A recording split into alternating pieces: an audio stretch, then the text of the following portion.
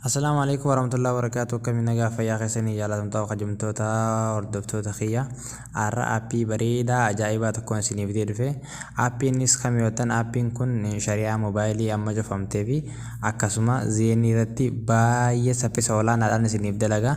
Appilikeeshiniin isa kana akkasuma appilikeeshiniin kunillee baay'ee saffisaan isiniif dalaga. Egaa hordoftoota kiyya appilikeeshiniin isin barsiisa keessa appilikeeshinii habbaan sadi baay'ee saffisa 5G dhaan isinii dalagaa jechuudha. Appilikeeshiniin hanga kuni kan isinirra maraa jiru kuni baay'ee saffisa guddaadhaan isiniif dalaga. Akkasuma aappiin kunillee arraan tana haaree amma dhufee update ta'ee DVPN all country kayyoo kun appilikeeshiniin kun baay'ee saffisa olaanaadhaan isiniif dalagaa jechuudha. Aappii kana itti fayyadama isaa akkamitti itti akka fayyadamtan isin agarsiisa. Aappiin kun waliin dalaga, lamaan kun waliin hojjeta jechuudha. Appilikeeshiniin kunii fi appilikeeshiniin kun waliin hojjeta. Isaan lamaan kana dirqama yookaan isa kanaa fi isa kana dirqama qabaachuu qabdan. Shabakaa saffisa qabu daleessifatuudhaaf waliin isaan lamaan kana gabbuufattanii qabaachuudha qabdan jechuudha. Fakkeenyaaf amma akkanaan isinitti agarsiisutti nafaana tura. Isaa kana daleessifachuudhaaf dura tokko irratti dho'ineeti daleessifnaa jechuudha.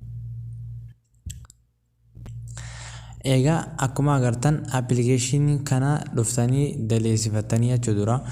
Aappiin kun shabakaa moobaayilii 60 asirratti arraan tana update waan ta'eef ni dalaga. Akkuma har'a cufameen aappiin kunis haaree ammaan tana dhufe asirratti warri moobaayilii 60 qabdan asirratti isiniif dalaga. Akkasuma kanarratti illee ni dalaga jechuudha.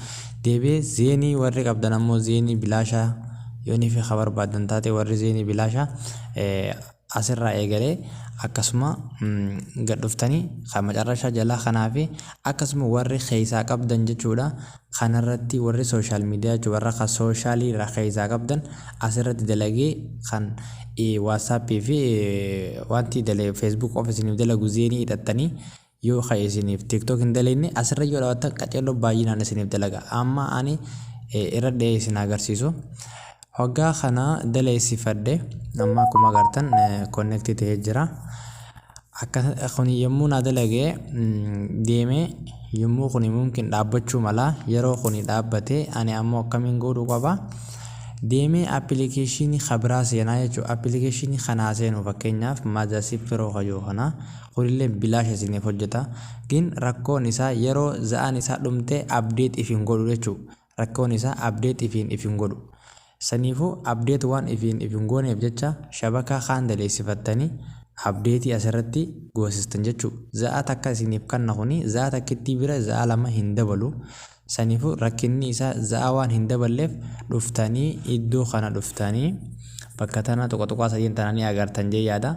Achi dhuftanii kalar daataa bakka joo kana tuyxanii jechuudha. Yommuu kalar daataa tuyxan booda haareettis za'aati takka isiniif kanna.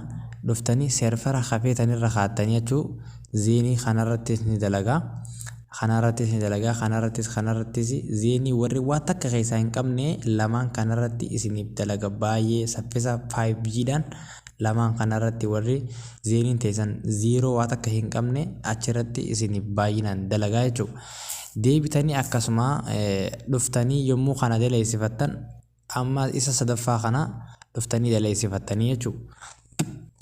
Isa kanallee akkasuma za'a waan isiniif hin daballe amma ammatti update godhuu waan barbaaduuf jecha dhuftanii isa kanaas wantoota isinii galuu qabu dirqama hogguu za'aan isaa dhumatee iddoo kanatti takka tuqaa 0.37 kayyoo kana takka tuqaa 0.14 yommuu dhumate jechuudha. Isin dhuftanii tuqaa sadiin tana tuyxanii erga tuqaa sadiin tana tuyxan booda clear data bakka joo kana clear bakka tana gizee gootan if duba deebi'aa jechuudha. Ergasii shabakaa keessan daleessifattanii waan jirtaniif dhuftanii update check update kajoo kana yommuu tuyxan check update goonaan haareetti sa'aatii asitti jechuudha isiniif kannaa jechuudha. Sa'aatii gizee inni asitti isiniif kanne seerfara zeenii as keessa deemtanii zeenii moobaayilii feetanis moobaayiliin kan macarrashaa kanarratti dalagaa. Moobaayiliin dhiifama kun asirratti dalagaa jechuudha. Moobaayilii 60 asirratti dalagaa. Zeenii ammoo zeenii seerfarri isaa Kunoo asirratti jechuudha. Zeenii tokkichaa kana qofa irratti dalagaa. Zeenii firii VIP 1 kajoo kanarra dalagaa. Jawwii illee kanarra dalagaa. Zeenii kana jawwii kana akkasitti dalagaa jechuudha. Serverri isaatis kana akkasitti daleessifattanii isiniin jaa. Shabakaa bilaashaa aappiilee lama yookaan sadiin aappii lama qofaan 5G saffisa guddaa olaanaa qabu daleessifachuu dandeessanii isiniin jaa hordoftoota kiyya. Har'aa viidiyoon isiniif qabadhee dhufe kanuma. Viidiyoo biraatiin hanga walitti deebinutti share subscribe godhaa akkasumatti waliif qoodaa yaada keessan koomentii jalanaaf kaayaan isiniin jaa galatoomaa waan na daawwataniif.